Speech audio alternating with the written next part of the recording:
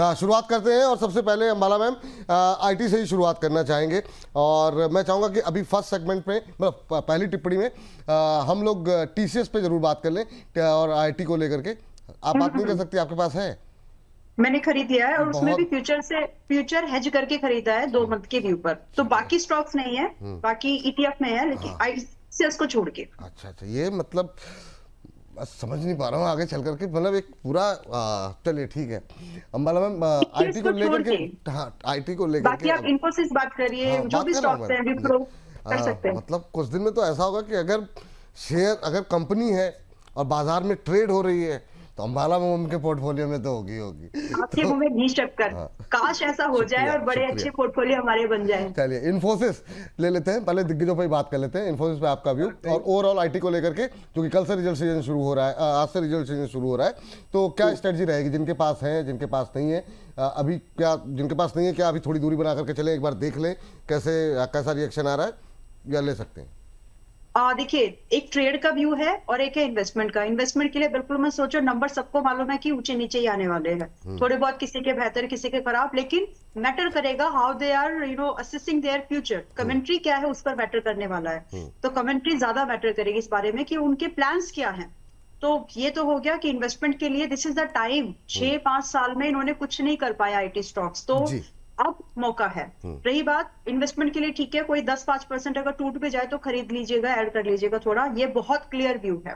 Along with this, Infosys हुआ, विप्रो हुआ, या फिर और भी जो आपके आईटी स्टॉक्स है, 2 महीने के व्यू पर अगर आप फ्यूचर को लॉन्ग करते हैं, यानी नेक्स्ट मंथ का, अगस्त मंथ का अगर आप फ्यूचर को लॉन्ग करते हैं और उसको हेज कर लो आप जुलाई के पुट से, तो ये जो मूवमेंट है, एक तो आपको प्रोटेक्शन मिल जाएगा, ज्यादा आपका लॉस नहीं होगा। बट ये जो 10 से 15% की एक्सपेक्टेड मूवमेंट है, इररिस्पेक्टिव ऑफ एनी स्टॉक, मतलब चाहे वो इन्फोसिस हो या विप्रो हो या एचसीएल टेक हो, इन स्टॉक्स में आपको एक अपसर्ज मिल सकता है रेंजिंग फ्रॉम 5 to 15% का, डिपेंड कौन सा स्टॉक है।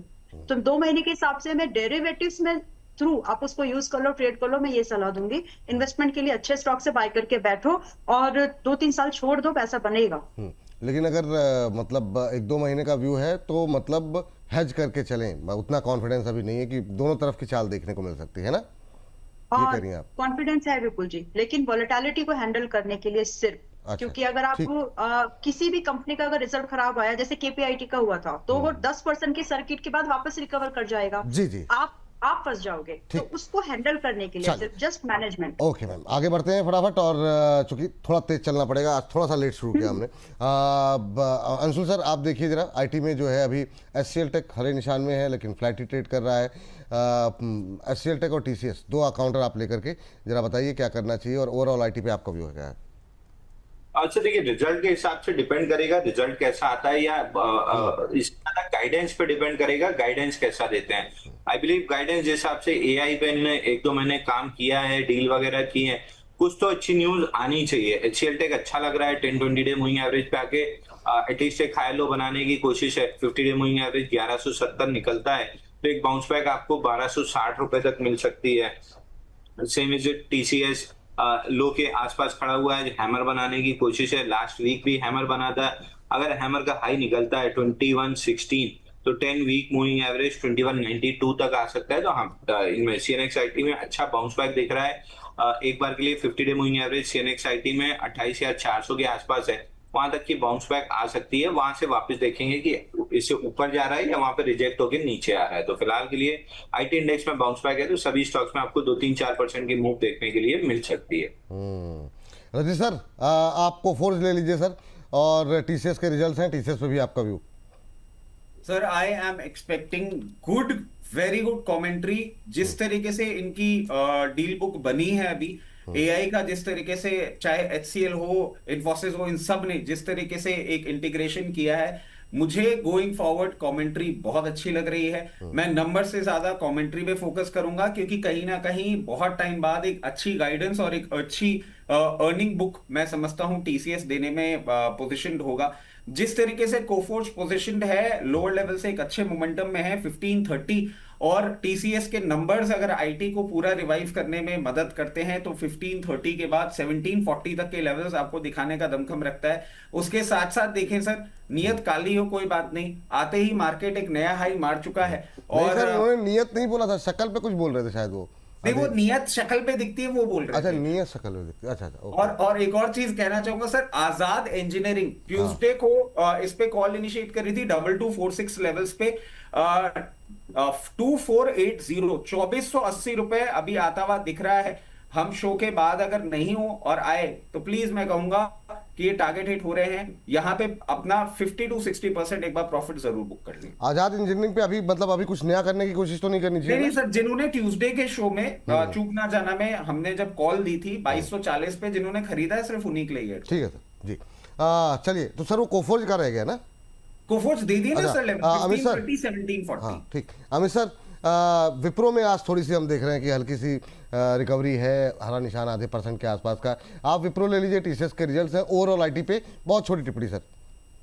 ओवरऑल आईटी पे विपुल जी यहाँ से अभी भी मुझे 3-4% का फॉल एक्सपेक्टेड है, यानी वो मरता आदमी तड़पता मोमबत्ती बुझने के पहले फड़फड़ाती है, ऐसी एक मूवमेंट आनी बाकी है। और अभी अगर विप्रो की बात करें तो मैक्सिमम देखिए विपुल जी, इसको अगर तेज होना है तो 178 के ऊपर क्लोज होना पड़ेगा, और इनकेस 169 के नीचे ट्रेड कराने लगता है तो जो मैं बात कर रहा हूँ मरता आदमी तड़पता वाली मूवमेंट एक एक्सपेक्टेड रहेगी, और वो प्रोबेबली 155 रुपए तक आएगी। तो अगर कोई लॉन्ग पोजीशन है, लॉन्ग करना चाहते हैं तो 170 के नीचे के स्टॉप लॉस से कर सकते हैं, लेकिन बहुत बड़ा मूवमेंट आ जाए इसकी एक्सपेक्टेशन मत रखिए इमीडिएटली। कोई डिप आता है, मैं इन्फोसिस में एक लेवल देता हूँ विपुल जी, आज आए, 1 महीने में आए, 3 महीने में आए, कभी भी आए, 900 रुपए के आसपास 10-15 रुपए प्लस माइनस अगर मिलता है तो उस लेवल में इन्फोसिस में इन्वेस्टिंग यानी एक वैल्यू बाय हो जाएगा। तो वहां पर 900 रुपए के आसपास एक पोजीशन बिल्ड करनी चाहिए लंबे समय के लिए विपुल जी। ठीक है सर, आगे बढ़ते हैं। और विप्रो का नहीं बताया सर आपने लेवल? विप्रो सर, विप्रो अगर किसी के पास लॉन्ग है तो 170 के नीचे का स्टॉप लॉस रखना है, बहुत बड़ी तेजी एक्सपेक्ट नहीं करना है।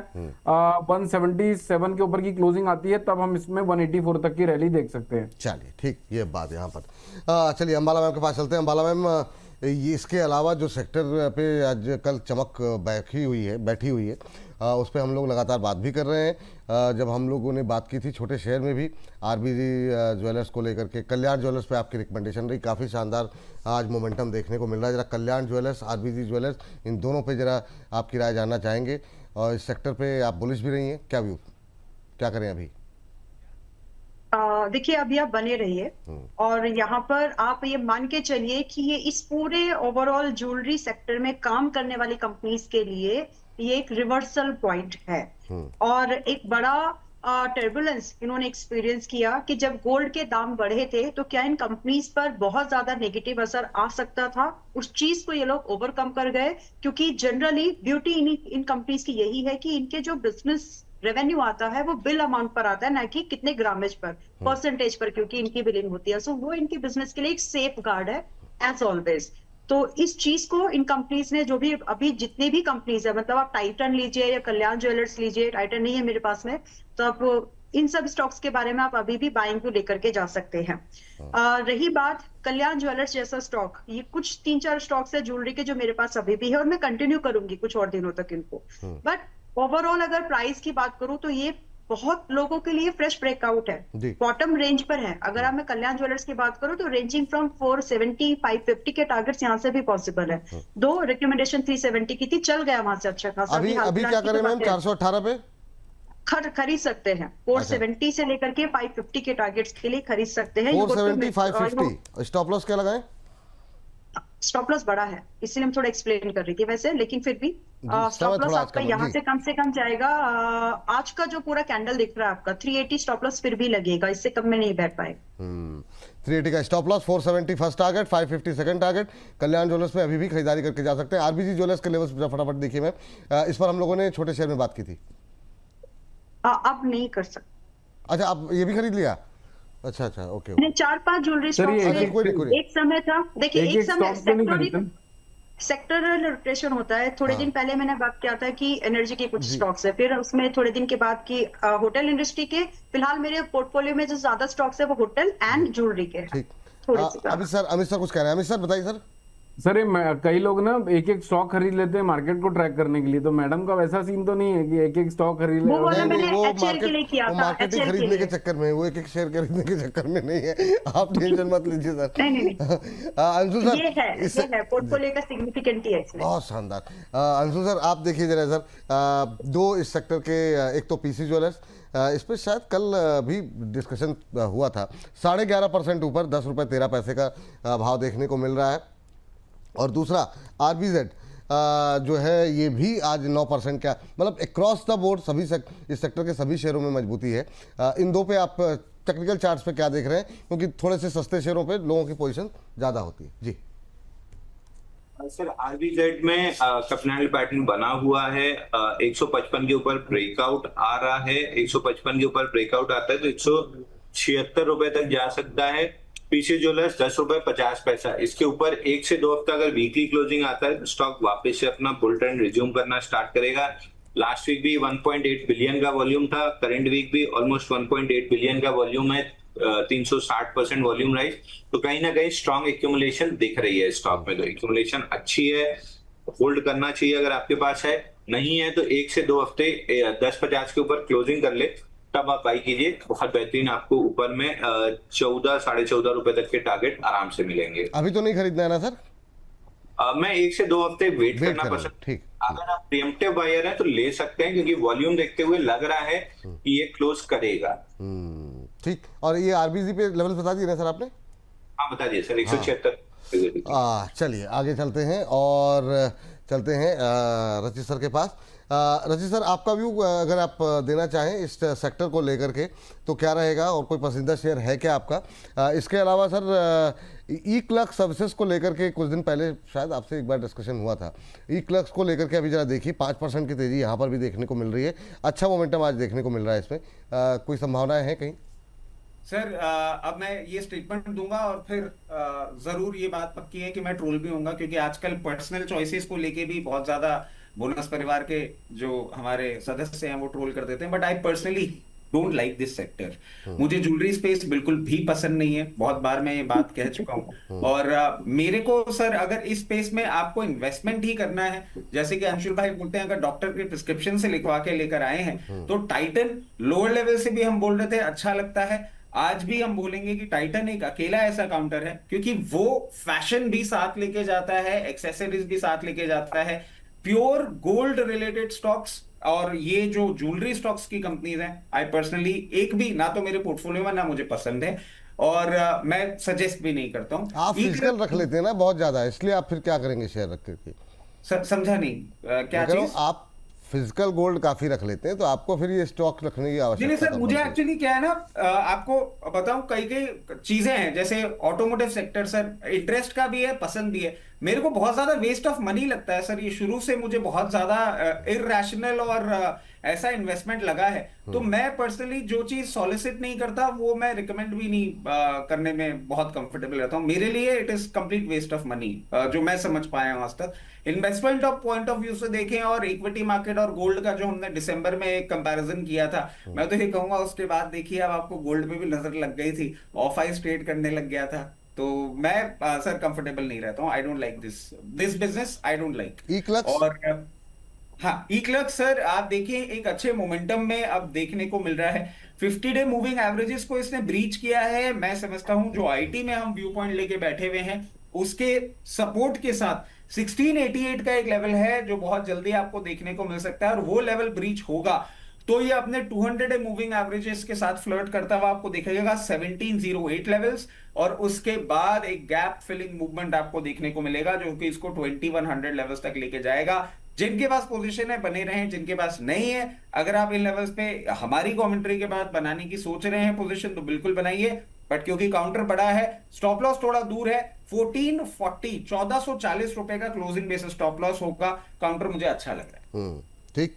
यहाँ से बाहर निकलते हैं, चलते हैं एंटरटेनमेंट की दुनिया में, प्राइम फोकस जरा लेकर के आते हैं, इस पर हम लोग लगातार बातचीत करें, बीच में एक अच्छा मोमेंटम बनता हुआ दिखाई दिया, आज फिर से तेज होता हुआ दिखाई दे रहा है। अमित सर जरा देखिए प्राइम फोकस को लेकर के अभी क्या व्यू आपका होगा? 2.5% के आसपास की तेजी, 240 के आसपास अभी ट्रेड करता हुआ दिखाई दे रहा है, कैसे देख रहे हैं सर इसे प्राइम फोकस को? विपुल जी बाउंस बैक है ये 264 तक आ सकता है कंटिन्यूएशन में। अभी 239 242 के आसपास का भाव चल रहा है, मैक्सिमम 265। मुझे लगता है अगर किसी के पास है तो एक बार देखिए, इसका एक और सप्लाई जोन है 252 के आसपास का। तो खरीद बहुत बड़ी तेजी तो नहीं दिख रही यहाँ से। 252 262 272 हर जगह हर्डल है, लेकिन अगर 222 रुपए के आसपास कभी मिलता है तो एक बार लिया जा सकता है। स्टॉप लॉस होगा 212 रुपए का। करंट मार्केट प्राइस में अवॉइड करना है, 222 रुपए के आसपास बाय कर सकते हैं, 242 और 252 रुपए के टारगेट के लिए। करंट मार्केट प्राइस में नहीं लेना है। ठीक है सर। सर बीते कुछ दिनों में हॉस्पिटैलिटी सेक्टर में काफ़ी अच्छा मोमेंटम रहा है मिस्टर। EIH भी देख लीजिए जरा, 6% की तेज़ी दिखा रहा है। और ये मतलब सवाल इस पर लगातार हम पूछ रहे हैं। बहुत अग्रेसिव राय तो अभी तक नहीं निकल के आई है, लेकिन धीमे धीमे करके इस सेक्टर में चाल थोड़ी सी बनती हुई दिखाई दी। EIH भी 17% चल गया एक महीने में। अमित सर कुछ कह रहे हैं क्या रजिस्टर? सर यूरेनियम की डील फाइनल हो चुकी है, पीएम स्टेटमेंट आ गया है। डिफेंस और एनर्जी स्पेस के स्टॉक्स पे स्पेशल फोकस रखिएगा। यहां से हो सकता है आज के दिन ही आपको डिफेंस और एनर्जी स्पेस में एक अच्छा मोमेंटम देखने को मिले, और एनटीपीसी पे खासा नजर हाँ, ये मैं कहने वाला था। एनटीपीसी पे जो है, हाँ बिल्कुल बिल्कुल बिल्कुल। तो एनटीपीसी लेकर के आ जाते हैं सर, जरा स्क्रीन पर जरा फटाफट लेकर के आ जाइए एनटीपीसी। सर एनटीपीसी पे अभी 1.25% के आसपास की गिरावट देखने को मिल रही है। अगर 345 के आसपास इस खबर के ध्यान में रखते हुए कुछ दिन के लिए यहाँ पर अगर खरीदारी की जाए तो क्या स्टॉप लॉस टारगेट रहेंगे? या गूगल फाइनेंस के भी चार्ट लेकर के आ जाइएगा। जी सर। सर क्लियर केस जो सिचुएशन बनती हुई दिख रही है, ये मैं बताना चाहूंगा क्यों इतना इंपॉर्टेंट हो रहा है। क्योंकि यूरेनियम का जो रिजर्व ऑस्ट्रेलिया के पास है वो वर्ल्ड में नंबर 3 पे आता है, और अगर हम यूरेनियम लेते हैं और एनर्जी प्रोडक्शन में डालते हैं तो कहीं ना कहीं जो उसका फ्लैग बेरर है वो एनटीपीसी बनता है। अगर आप 15 दिन या महीने भर की पोजीशन के तौर पे देख रहे हैं, वैसे काउंटर लो बीटा है, मगर यहां से 366 और अगर ये डील के फाइन प्रिंट्स बहुत अच्छे आते हुए दिखते हैं तो आपको 412 रुपए तक का मूवमेंट करता हुआ दिखा सकता है। यहां पे अगर आप पोजीशन बनाते हैं तो क्योंकि मार्केट्स है वॉलेटाइल, तो स्टॉप लॉस भी हो जाता है जरूरी, वो निकल के आता है 324 रुपए 90 पैसे का। 324 रुपए 90 पैसे का यहाँ पर लगाएंगे stop loss. 366 first target, 412 412 second target. यहाँ पर खरीदारी करने की सलाह। 324.90 के स्टॉप लॉस के साथ एनटीपीसी को खरीद करके ले जा सकते हैं। 366 फर्स्ट टारगेट यहाँ पर निकल करके आता हुआ। अभी अगर हम देखें तो बड़ी खबर इस वक्त की, जैसा कि अभी सर ने अपडेट कर दिया यहाँ पर कि निकल करके आती हुई, और डिफेंस को लेकर के समझौता हुआ है, और इसके अलावा यूरेनियम को लेकर के बातचीत चल रही है। 345.50 का भाव अब देखने को मिल रहा है।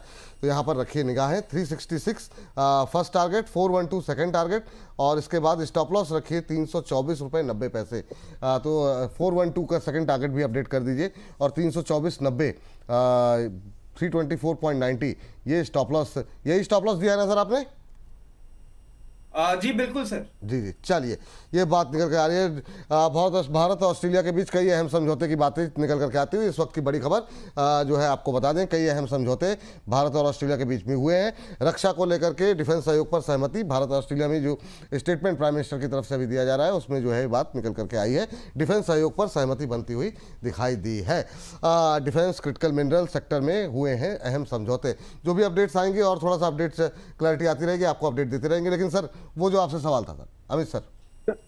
विपुल जी, EIH अच्छा स्टॉक लग रहा है, लिया जा सकता है इसको। 322 रुपए का स्टॉप लॉस होगा। अगर थोड़ा लंबी अवधि के लिए होल्ड किया जा सकता है तो 380 रुपए और प्रोबेबली 420 रुपए तक भी हम इसको देख सकते हैं। तो करंट मार्केट प्राइस से स्टैगर्ड वे में ले सकते हैं 330 रुपए तक। 322 रुपए के नीचे का स्ट्रिक्ट स्टॉप लॉस होगा, और टारगेट 380 और 420। चलिए ठीक, ये बात है। एनर्जी और जो है यूरेनियम डील को लेकर के सहमति बनती हुई दिखाई दे रही है। ये अपडेट यहाँ पर निकल करके आई है। मुझे लगता है ये जो अभी रिकवरी एकदम से जो थोड़ी सी आई थी बाजार के अंदर, वो शायद उसी वजह से देखने को मिली है। और अभी 155-56 के आसपास की मजबूती, हालांकि ऊपर से थोड़ा सा हल्का अब हो गया है, लेकिन जब भी 24,000 के ऊपर हम ट्रेड करते हुए 24,018 का लेवल देखने को मिल रहा है। 136 अंकों की मजबूती। चलिए आगे बढ़ते हैं और चलते हैं अंबाला मैम के पास। और अंबाला मैम के लिए मैंने 2 शेयर निकाले थे, बातचीत में मिस हो गए, कोई बात नहीं। लेकिन अंबाला मैम एक तो IFCI ले लीजिए। आज फिर से इसमें थोड़ी सी रिकवरी आती हुई दिखाई दे रही है, 77 रुपये के आसपास, कैसा लग रहा है। और दूसरा डोम्स इंडस्ट्रीज़, इस पर हम लोगों ने बातचीत की थी, और जुलाई का अभी शुरू हो गया बच्चों के स्कूल, और मतलब इसकी मतलब ऐसा लग रहा है कि सारी पेंसिलें सारी चीज़ें आज ही खरीद ली जाएंगी। पिछले एक हफ्ते के अंदर अच्छा मोमेंटम रहा है। जी जी, तो IFCI नो बाय, अभी आज और कल बाय नहीं करना है, अगले हफ्ते के लिए इसको पास ऑन करते हैं कि क्या बेटर एंट्री मिल सकती है। तो फिलहाल के लिए IFCI में कोई फ्रेश बाय व्यू नहीं है, खरीदना है लेकिन नॉट टुडे। और रही बात डोम्स, सही समय पर एंट्री सजेस्ट की गई थी और आज फिर से बोलूंगी, अगर आपने पहले वाले शोज में एंट्री नहीं ली, अभी ले लीजिए, क्योंकि अभी चल रहा है 2335 के आसपास में, और यहाँ से भी रिस्क आपका काफी छोटा है, 2100 का स्टॉप लॉस होगा, और यहाँ से अपसाइड मिनिमम स्टार्ट होगी 2500 अप टू 3000। तो अच्छा इन्वेस्टमेंट लायक स्टॉक है, और मतलब गुड है, मतलब स्कोर ज्यादा एक्सप्लेन करने का समय भी नहीं है, लेकिन अच्छा काउंटर है, try to get invested. In fact 3000 शायद आपको 1 साल नहीं लगेगा, जल्दी आ सकता है, अभी भी खरीद सकते हैं। हाँ जी।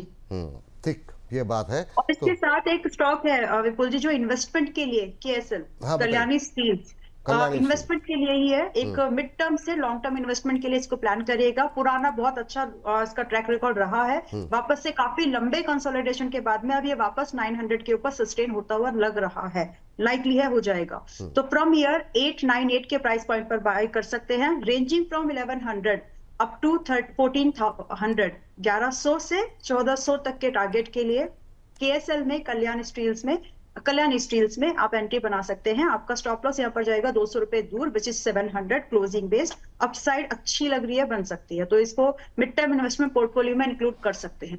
चलिए, ये बात निकल करके आई है। अब जरा लेकर के आते हैं अंशुल सर के लिए। अंशुल सर, एक तो जरा JSW इंफ्रा पे एक बार फिर से प्रकाश डालिए आप।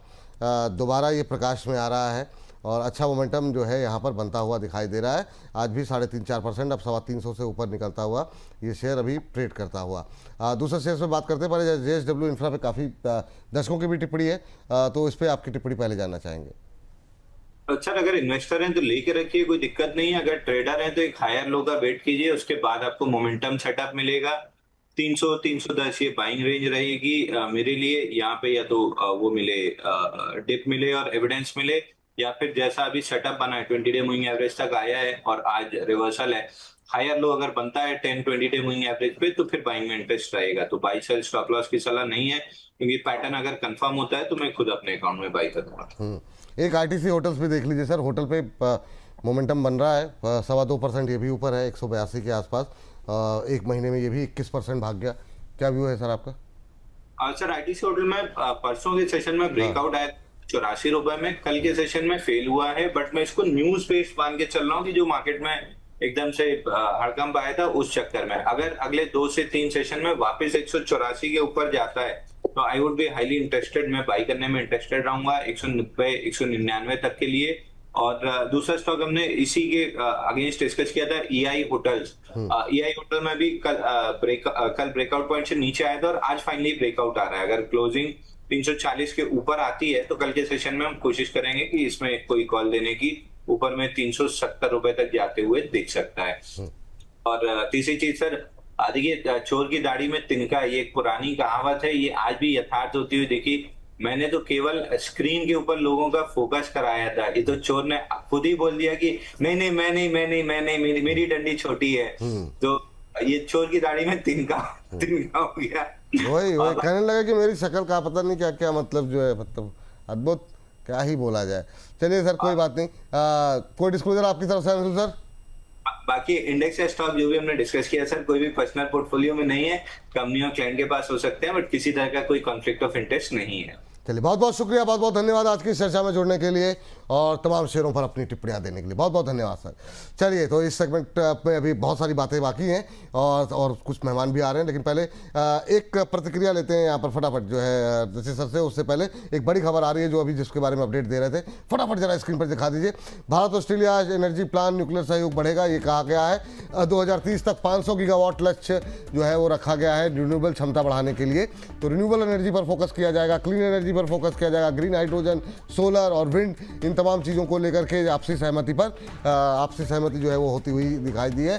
2070 तक नेट जीरो कार्बन उत्सर्जन शून्य करने का लक्ष्य रखा गया है और 2047 तक 100 गीगावाट न्यूक्लियर परमाणु ऊर्जा क्षमता बढ़ाने की योजना है। तो न्यूक्लियर को लेकर के भी समझौती हुई है। यूरेनियम में ऑस्ट्रेलिया का सहयोग, परमाणु ऊर्जा क्षेत्र को इससे मजबूती मिलेगी, ये कहा गया है प्रधानमंत्री की तरफ से। और भारत ऑस्ट्रेलिया में एनर्जी प्लांट और इससे जो है न्यूक्लियर सहयोग जो है वो आने वाले समय में बढ़ेगा। तो ये अपडेट इस वक्त की बड़ी खबर जो है निकल करके आई, जिसके बारे में अपडेट दे दी। सर अगर 10 सेकंड में अगर इसमें कोई टिप्पणी करना चाहें तो कर सके, लेकिन क्योंकि समय थोड़ा कम है, इसके साथ साथ महत्वपूर्ण खबर जो एक और आई है सरकार की तरफ से, जो इलेक्ट्रॉनिक इक्विपमेंट पे जो इंपोर्ट पे ड्यूटी छोड़ी गई है सर, वो मतलब कितना महत्वपूर्ण मान रहे हैं? क्योंकि आपका जो एक और जो शेयर था जिस पर काफ़ी ज़्यादा हम लोगों ने बातचीत की थी, उस पर तो बातचीत करेंगे। डिक्सन टेक्नोलॉजी है या किन शेयरों पे आपका फोकस रहेगा, नाम बता दीजिए सर जरा। Sir one at a time, nuclear power space की एनटीपीसी हमने बात करी ली है। इसके साथ साथ आप देखिए बेनिफिशियरी बनेगा एलएनटी, बीएचईएल, एमटा technology, Hindustan construction company, Walchand Nagar industries. जब हम न्यूक्लियर पावर स्पेस की बात करते हैं, ये वो स्टॉक्स हैं जिन पे हमें फोकस रखना चाहिए। इसके साथ साथ सर वो जो ड्यूटी फ्री वाली हमने बात करी है, डिक्सन टेक्नोलॉजीज ऑफ लोस अच्छा ट्रेड कर रहा है, फर्दर अप मूव आपको करता हुआ दिखाएगा। एम्बर एंटरप्राइजेस पे भी हम फोकस कर सकते हैं। और सर कनेक्टिंग द डॉट्स की पुरानी आदत है, प्राइकॉल पे नजर रखिएगा। वही मैं कहने वाला था, मैंने नाम में जुबान में आकर रुक गया था कि ये जो इनका जो डिस्प्ले बनाते हैं गाड़ियों का, वो भी उसमें भी इक्विपमेंट्स में छूट मिल रही है सर जी। बिल्कुल सर, तो प्राइकॉल पे भी स्पेसिफिकली नजर रखेंगे। प्राइकॉल यहाँ से एक बहुत अच्छा प्राइकॉल के लिए सर एक डिस्क्लेमर भी दे देते हैं, एक प्लेटफॉर्म पे हमारी कॉल भी इनिशिएटेड है और अभी हम समझ रहे हैं गोइंग फॉरवर्ड आने वाले फोर्टनाइट में प्राइकॉल एक अच्छा मोमेंटम आपको रजिस्टर करता हुआ दिखाएगा और 680 से 720 तक के लेवल्स भी दिखाने का दमखम रखता है। तो ये पूरा स्पेस जिस तरीके से पूरी की पूरी डिटेल आती है वो स्टडी करके और भी शेयर करते रहेंगे, बट ये स्टॉक्स है और इस सेक्टर पे फोकस जरूर बना के रखना चाहिए। इस सेक्टर में फोकस बना करके चलिए। यहाँ पर अच्छे पावर पे भी देखिएगा, सॉरी डिफेंस पे भी देखिएगा। जो डिफेंस में अगले सेगमेंट पे आ रहे हैं ना सर, तो उस पर हम लोग डिस्कस कर लेंगे, है ना। चलिए, तो इस बीच ये बात यहाँ पर निकल के आई है। सर जरा फटाफट आपकी राय जानना चाहेंगे। कुछ एक शेयर जो कि आज हम देख रहे हैं कि मजबूती जो है एमसीएक्स में फिर से देखने को मिल रही है। एमसीएक्स में लगातार दूसरा दिन तेजी का 2831 का लेवल कैसा दिख रहा है सर?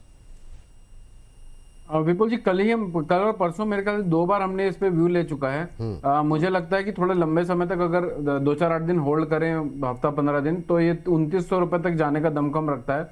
किसी के पास अगर होल्ड है ऑलरेडी तो 2680 रुपए के नीचे के स्टॉप लॉस से बने रहे।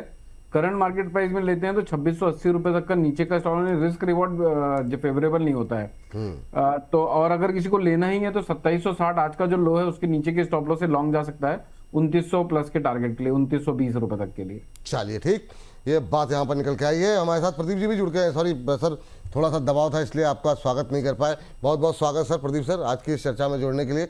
अभी मार्केट पे टिप्पणी आपसे लेते हैं, इस सेगमेंट को तुरंत समाप्त करके। चलिए मीशो, माला मैम मीशो और साथ ही साथ सुजलॉन पे आप टिप्पणी करना चाह रही थी। तो सुजलॉन आज क्या करें, तो मतलब एक दायरे से बाहर निकल ही नहीं रहा है। अब देखिए रिजल्ट सीजन शुरू हो गए, हो सकता है रिजल्ट में कुछ हो। टिप्पणी दोनों पे मैम बहुत संक्षिप्त में। सुजलॉन में कल 53 का जो स्टॉप लॉस दिया था कि इसके नीचे होल्ड नहीं करना, वो ट्रिगर्ड हो चुका है और कल उसके नीचे अब फिलहाल के लिए फ्रेश बाय नहीं करना है। मैं ये मान के चल रही हूँ कि जितनी भी रिकमेंडेशंस मैंने आपको सुजलॉन में अभी तक दी उसका एग्जिट को मिल चुका है। तो अभी आज खरीदना नहीं। एक चीज और क्लियर कर दीजिए, बहुत लोग टारगेट पे भी नहीं निकलते हैं, बहुत लोग स्टॉप लॉस, जो लोग जो लोग नहीं निकले वो आप बेच दें। मतलब 58 पे किसी ने लिया है तो 5 रुपए लॉस पे बेच दे, ये कह रहे हैं ना, मतलब क्लैरिटी रहे ना उनको। यस, ठीक। अभी फिलहाल नया खरीदना नहीं है। प्राइस स्ट्रक्चर दोबारा वैसा बनेगा वैल्यू इन्वेस्टमेंट का या फिर मोमेंटम का, दोनों में से कोई एक पकड़ लेंगे, चिंता मत करिए। लेकिन अभी 53 के नीचे आया मतलब आया, सो नो होल्डिंग। अगर आप फिर भी चाहते हो कि इंट्राडे में 53 टूटे तब आप निकले, ठीक है, 60-65 पॉइंट दूर है तब कर लीजिए 15 पैसे। मीशो मीशो विपुल जी, जो जिनके पास में है उनको होल्ड करने की सलाह अभी भी है, प्लीज होल्ड। अगर आप फ्रेश बाय के बारे में सोच रहे हैं, okay, 210-240 possible target, stop loss will be at 165, तो यहाँ पर खरीदारी कर सकते हैं। लास्ट काउंटर ले लेते हैं सर से, क्वालिटी वॉल्स। सर जरा प्रदीप सर, खाली क्वालिटी वॉल्स पे जो 4.25% आज तेज हो गया है, 33 रुपये पे ट्रेड करता हुआ। हमारे एक दर्शक की भी टिप्पणी है और वो कह रहे हैं 1 साल के लिए क्या फ्रेश एंट्री कर सकते हैं, पहला सवाल। और दूसरा जिनके पास है उनको भी जरा सलाह दे दीजिए। जी गुड मॉर्निंग विपुल जी, गुड मॉर्निंग सारे को पैनलिस्ट का ऑडियंस को। देखिए बहुत ही बढ़िया स्टॉक है, रिसेंटली हमारा कवरेज में भी ये स्टॉक आया है। थोड़ा प्रॉफिट बुकिंग हो गया था लेकिन जिस तरीके से मूव दिखा रहा है बने रहना चाहिए, कोई प्रॉब्लम नहीं है इसमें। फंडामेंटल ड्रिवन यहाँ पे रैली पॉसिबल होगा। नेक्स्ट 2-3 क्वार्टर का रिजल्ट आपको देखना चाहिए, यहाँ पे टेक्निकल ड्रिवन रैली पॉसिबल नहीं है। और ऑलरेडी हमने देखा है कि स्टॉक जब लिस्ट हुआ था उसके बाद फिर से 22-23 के आसपास का जिस तरीके से बेस बना है उसके बाद एक तरफा चल रहा है, तो एक तरफा चलने के बाद थोड़ा प्रॉफिट बुकिंग हो गया, लेकिन it will take some time. जो मैंने बताया एग्जैक्टली कि फंडामेंटल ड्रिवन रैली होगा, यहाँ पे बने रहना चाहिए। एक स्टॉप लॉस आपको 28 के लेवल पे मेंटेन करना चाहिए, थोड़ा लंबा हो रहा है स्टॉप लॉस, लेकिन कोई प्रॉब्लम नहीं, बने रहिए इसमें। 42, 49, 50 तक ऑलमोस्ट जाने के लिए रेडी हो रहा है।